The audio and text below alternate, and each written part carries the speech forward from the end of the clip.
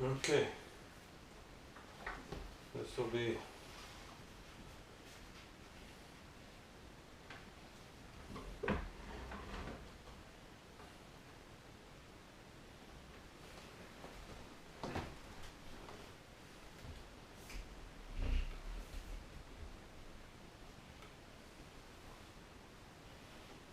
so what's it going to be tonight? Is it going to be the Sesame Street Pet Show? Sonic Shoes Blue? Mickey Mouse book? Or continue with Piglet? So 1, 2, 3, and 4. So we're going to do that.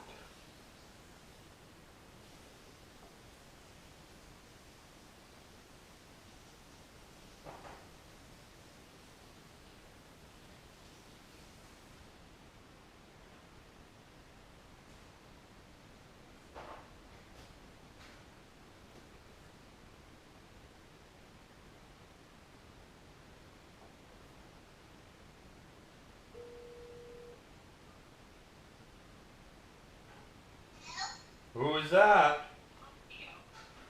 No video, why? You have to open video. Hold on. What's wrong? Oh, it's a voice call. Okay, I'll call you back. Bye. I'm going to call you back, honey. I called it just on a voice group call instead of a voice video call. Yep, give me a minute.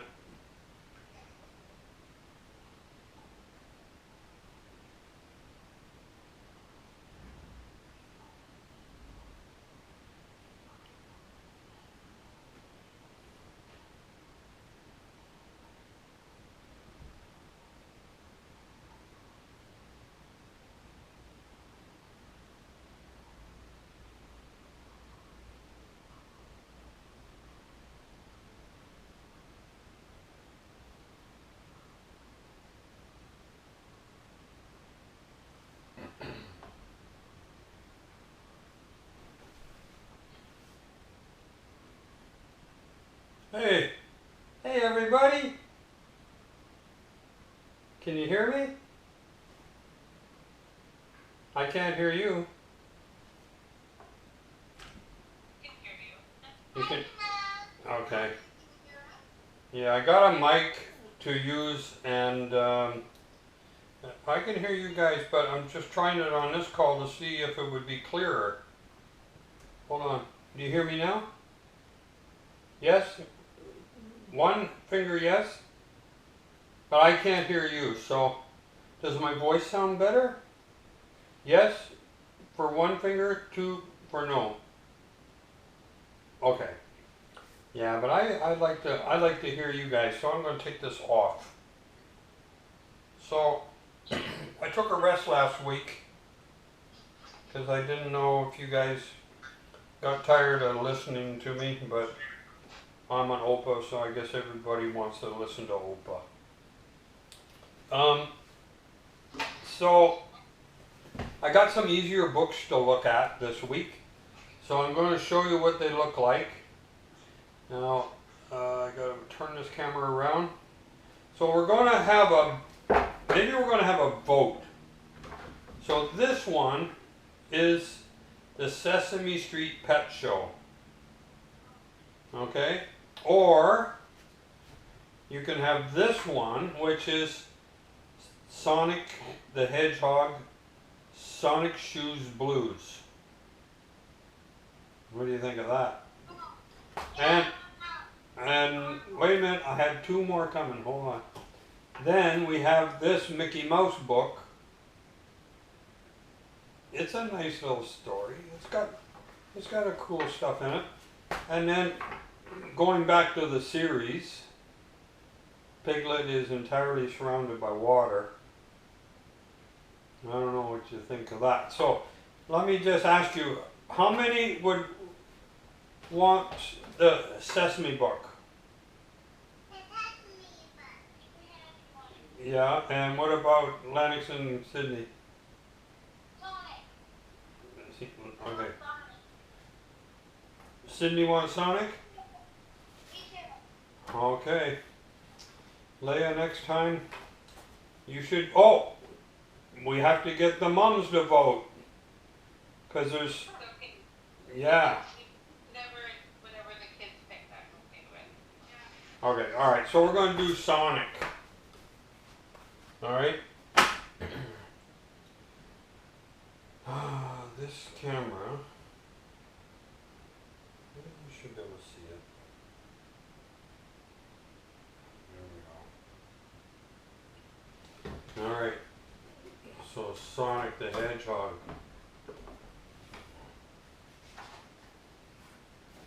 Uh-oh. Forgot my glasses. Hold on. Hold on. Where are they? Here they are. Okay.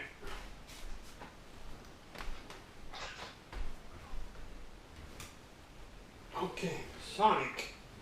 Sonic Shoes Blues. So, is that the first page or the first page missing? There it is. Okay, once upon a time, not too long ago, the planet Mobus was clean, green, wonderful place to live. The Mobans, as those who live on Mobus are called, lived in peace with each other and cared for the world they inhabited. See, doesn't that look nice? Wow. Okay. All of that changed with the arrival of the evil Dr. Robotnik and his gang of polluting robots. He took over as a dictator of the planet, ruling with an iron hand from his headquarters in the city of Robotropolis. Of course, Mobian people are not all happy with life under the rule of Dr. Robotnik. Okay. Especially since he makes them work around the clock in his smoke-spewing robot factories. You see the factories, all the factories there? They know that Dr. Robotnik doesn't care how big a mess he makes of Mobus, just as long as he can stay in charge.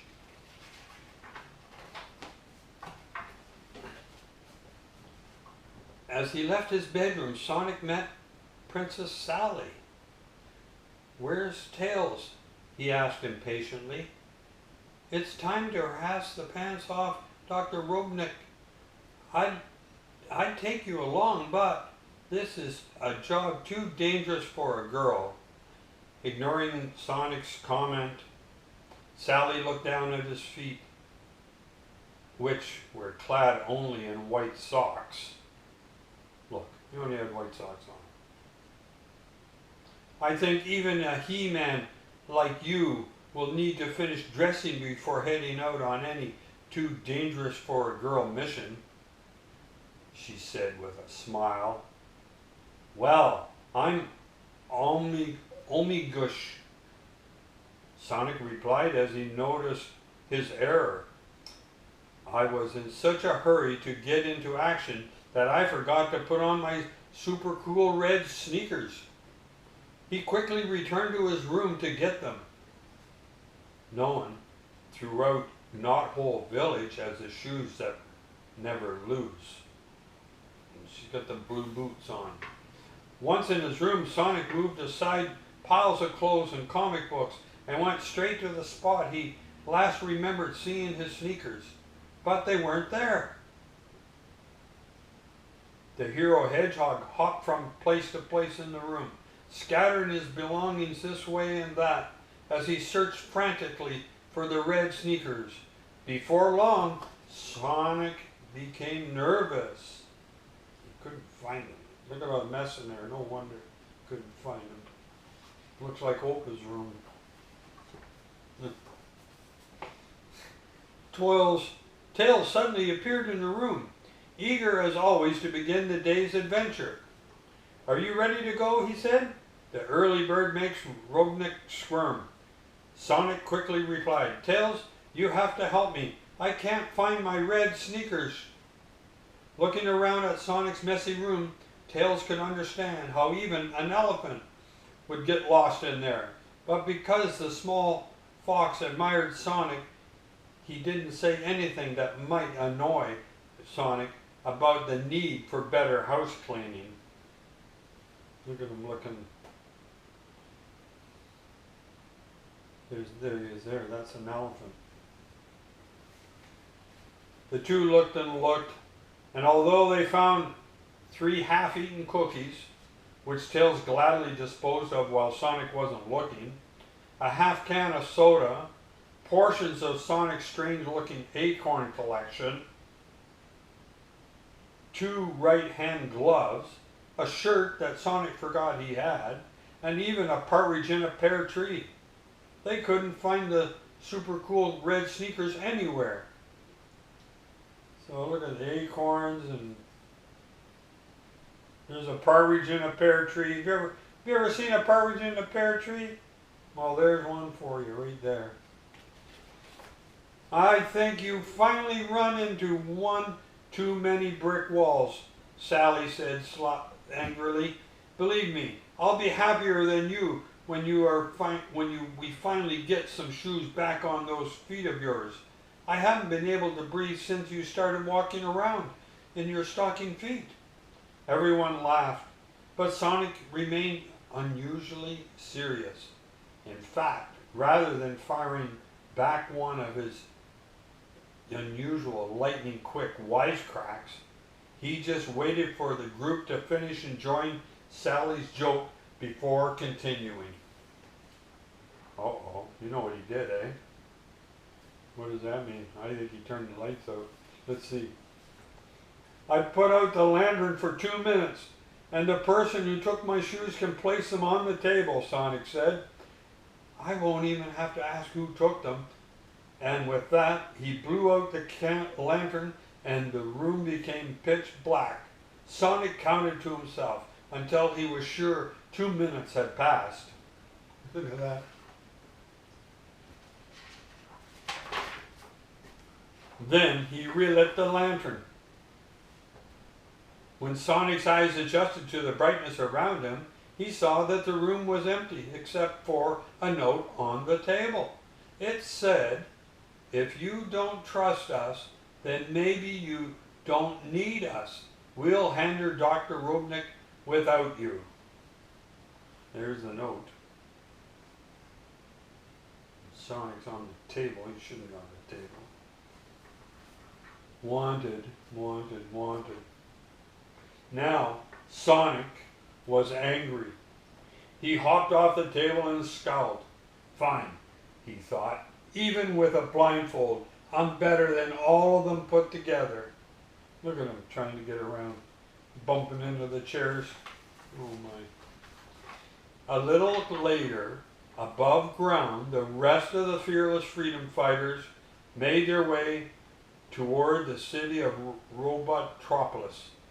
"This doesn't feel right without Sonic here to lead us," Boomer whispered. "He always seemed to know exactly what to do. And he could lend a hand with his loud R," Antoine whined. "Well, he's nothing but a stocking-footed sap now," Sally said, although she secretly missed Sonic as well. "Besides, we have a job to do, Sonic or no Sonic." She gestured towards a tall pipe that spewed black smoke into the sky. "It's up to us to plug that giant smokestack with this big cork before it kills off the entire forest." Look at the smoke coming out of there. "And we can smoke out the worker bots inside and maybe find a clue to help us find Uncle Chuck, Mutsky, and Sally's father too," Tails added eagerly as he streaked ahead. There they go, with a big cork. "Wait, Tails," Sally yelled after him. "There may be, but before the feisty heroine could finish, Tails tripped over a wire that sprung several traps. In a split second, everyone found themselves snarled. "Oh no," cried Sally. "Rubnik and his creeps will be here any moment now." A low rumble could be heard in the distance. Dr. Robotnik was already on his way. "This is all my fault," Tails said. "Like Sally always tells me, I have to learn to think before I act." There they are. They're all in a big net. They're netted. "Or think before you accuse," said Sonic as he appeared from behind a tree with a basket of goodies. "Even with my fabulous footwear lost, I'm no noble or an heroic a hog to let my freedom fighter friends down." Sonic said, "I can help it, but just the way I am. In fact, I can remember my Uncle Chuck telling me many times before." "Well, it's good to see you out and about." Anton broke into his cramped quarters. "But do you think you could get us out of here and finish the story later?" "Oh, sure," Sonic calmly replied. "But actually, I brought you all some gifts that you really need right now." I wonder what that is. The Trap Freedom Fighters grasped and looked at each other in amazement. "Can we do this another time?" Sally exclaimed. "Can't you hear Dr. Robotnik and his gang coming?" "Don't be so ungrateful," Sonic said as he unpacked his food. "Don't be so ungrateful," Sonic said. "Sally's here, a 3-pound box of favorite chocolates. Boomer, please accept his brand new bowling ball. And Antoine, a small but sharp pair of scissors for trimming your tiny little mustache, and as well as the scope so you can find the little suckers." Wow. Suddenly, Dr. Robotnik and his gang arrived on the scene. "So, I have you all," the fiendish villain cackled, "as well as a stocking-footed hedgehog. How does it feel to taste defeat? Ha ha." So, look at that. What a world. Okay. The ensnared group was about to become frantic when Sonic calmly asked Antoine, "Maybe I borrow your nifty brand new mustache trimmer and scope?" Antoine handed them to him, and Sonic immediately cut a hole in the net. "Ha ha," laughed Caterpillar as he advanced on the heroes. "You may free some of your friends, but we'll keep the two-tailed fox." That's not fair. "No, you won't, old wormy one," Sonic replied, and freed his netted friends, which sent the big cork catapulting through the air, narrowly missing Mr. Robotnik in his hovermatic flying machine. "Ha! Your aim is off, Hedgehog," Robotnik snickered. "Look again, Chubby," answered Sonic.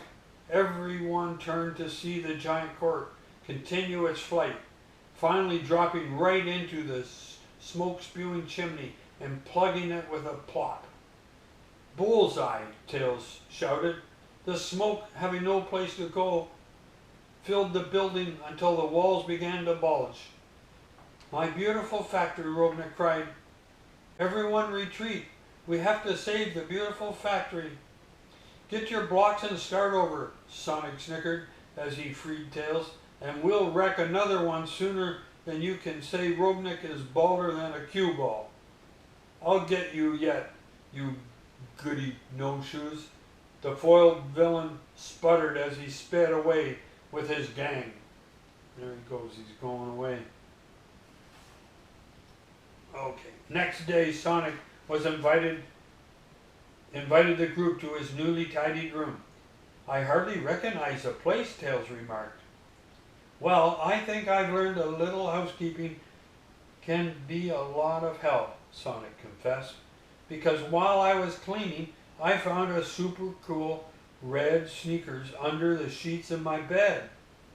Well, I hope you're also learned that you won't need things like super cool shoes to be brave and clever, Sally advised. Just like I don't need an expensive hairdo. You'd still have a crush on me even if I had a crew cut, Sonic blushed, but then blurted out, in your dreams.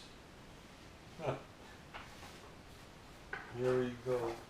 And I suppose you're wondering why everyone got a present but you, Sonic said to Tails. Well, maybe because I messed up again. The small fox answered quietly. No, Sonic laughed. It's because I wanted to give you a super cool red sneakers. If anyone could fill my shoes, though nobody really can, it would be you. Thanks, Sonic, Tails said as he accepted the red shoes with a smile that stretched from pointed ear to pointed ear. Stay in the low gears at first, Sonic said. Now, can anyone come with me to buy some new shoes? I've worn out 3 pairs of socks. And that's the end, guys. That was okay. A change as good as a rest. Sonic. It was good. It was good. Sydney, you like that? Where are you going, to bed now? Yeah. Oh my god.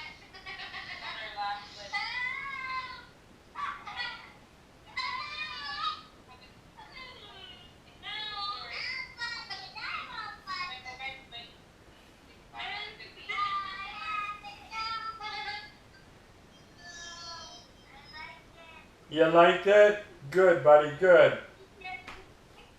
We'll do it again next week. I've got lots of books. I've got lots of books. Maybe next week. We'll figure out which one.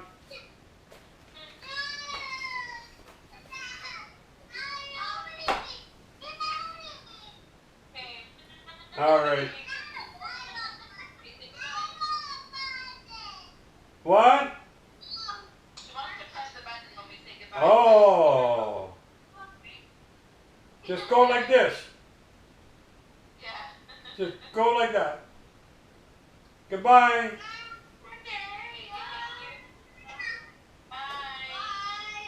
Goodbye, everybody. Bye. See you guys. Love you all.